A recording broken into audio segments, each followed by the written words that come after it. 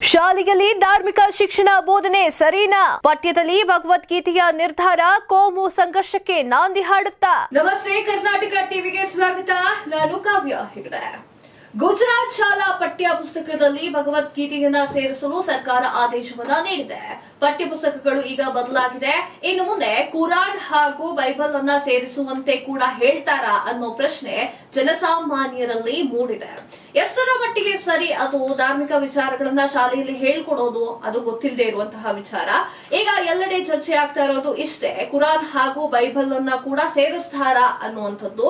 ಹಾಗಾದ್ರೆ ಏನದು ಸ್ಟೋರಿ? ಎಲ್ಲಿದೆ ಮಾಹಿತಿ? ಮುಂದಿನ ಶೈಕ್ಷಣಿಕ ವರ್ಷದಿಂದ 6ರಿಂದ 8ನೇ ತರಗತಿಯ ಪಠ್ಯಕ್ರಮಕ್ಕೆ ಸೇರಿಸಲು ಭಗವದ್ಗೀತೆ ಕುರಿತು ನೂತನ ಪಠ್ಯ ಪುಸ್ತಕವೊಂದನ್ನ ಗುಜರಾತ್ ಸರ್ಕಾರ ಶುಕ್ರವಾರ ಬಿಡುಗಡೆ ಮಾಡಿದೆ. ಈಗಿರುವ ಶಾಲಾ ಪಠ್ಯ ಪುಸ್ತಕಗಳನ್ನ ಹೊರತುಪಡಿಸಿ 6ರಿಂದ 8ನೇ ತರಗತಿಯ ಮಕ್ಕಳು ಭಗವದ್ಗೀತೆ ಪಠ್ಯ ಪುಸ್ತಕಗಳನ್ನ ಹೆಚ್ಚುವರಿ ಅಧ್ಯಯನ ಮಾಡಲಿದ್ದಾರೆ. ಇನ್ನು 9ರಿಂದ 12ನೇ ತರಗತಿ ಭಗವದ್ಗೀತೆಯ 2ನೇ ಭಾಗವನ್ನ ಮುಂದಿನ ದಿನಗಳಲ್ಲಿ ಅಳವಡಿಸಲಾಗ್ತಾ ಇದೆ ಎಂದು ಸರ್ಕಾರ ಹೇಳಿದೆ.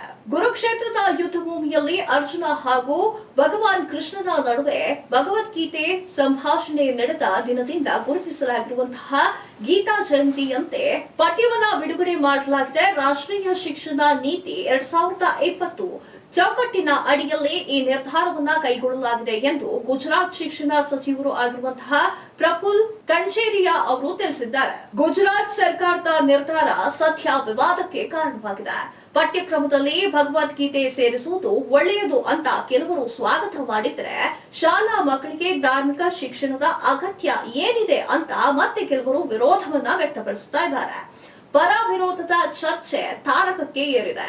ಗುಜರಾತ್ ಸರ್ಕಾರದ ತೀರ್ಮಾನದ ಬಳಿಕ ಇನ್ನು ಹಲವಾರು ರಾಜ್ಯಗಳಲ್ಲಿ ಶಾಲಾ ಪಠ್ಯಕ್ಕೆ ಭಗವದ್ಗೀತೆಯನ್ನ ಸೇರಿಸುವಂತೆ ಕೂಗು ಕೇಳಿ ಬರ್ತಾ ಇದೆ. ಈ ಹಿಂದೆ ಬಿಜೆಪಿ ಅವಧಿಯಲ್ಲಿ ಕರ್ನಾಟಕದಲ್ಲೂ ಪಠ್ಯಕ್ಕೆ ಭಗವದ್ಗೀತೆಯನ್ನ ಸೇರಿಸಲು ಆಗ್ರಹ ಕೇಳಿ ಬಂದಿತ್ತು. ಆಗ ಶಿಕ್ಷಣ ಸಚಿವರು ಆಗಿದ್ದ ಬಿಸಿ ನಾಗೇಶ್ ಅವರು ಭಗವದ್ಗೀತೆಯನ್ನ ಹೇಳಿಕೊಡೋದ್ರಲ್ಲಿ ತಪ್ಪೇನಿಲ್ಲ ಅಂತ ಹೇಳಿದ್ರು. ಗುಜರಾತ್ ಸರ್ಕಾರ ಸಾಕಷ್ಟು ವಿರೋಧದ ಬಳಿಕವೂ ಪಠ್ಯಕ್ರಮಕ್ಕೆ ಭಗವದ್ಗೀತೆಯನ್ನ ಸೇರಿಸಿದೆ. ಒಂದು ವೇಳೆ ಸರ್ಕಾರ ಅನ್ಯ ಸಮುದಾಯಗಳ ಬೇಡಿಕೆಗೆ ಮಣೆ ಹಾಕದಿದ್ರೆ ಕೋಮು ಸಂಘರ್ಷಗಳ ಕಿಡಿ ಹೊತ್ತುಕೊಳ್ಳುತ್ತೆ.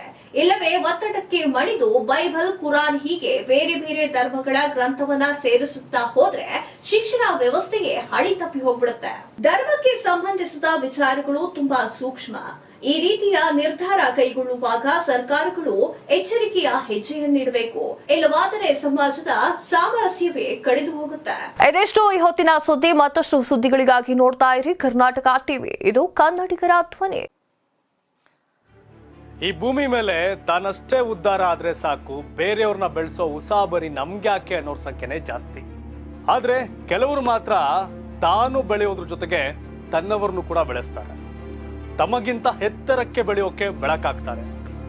ಸಾಧಿಸುವ ಗುರಿ ಇದ್ದವ್ರಿಗೆ ದಾರಿದೀಪ ಆಗ್ತಾರೆ. ಇದೀಗ ನಾನು ಇತರರ ಭವಿಷ್ಯಕ್ಕೆ ಬೆಳಕಾಗುವವರ ಸಂದರ್ಶನ ಮಾಡಲು ಹೊರಟಿದ್ದಾನೆ. ಮಿಸ್ ಮಾಡದೆ ನೋಡಿ ಕರ್ನಾಟಕ ಟಿವಿ ದಾರಿದೀಪ.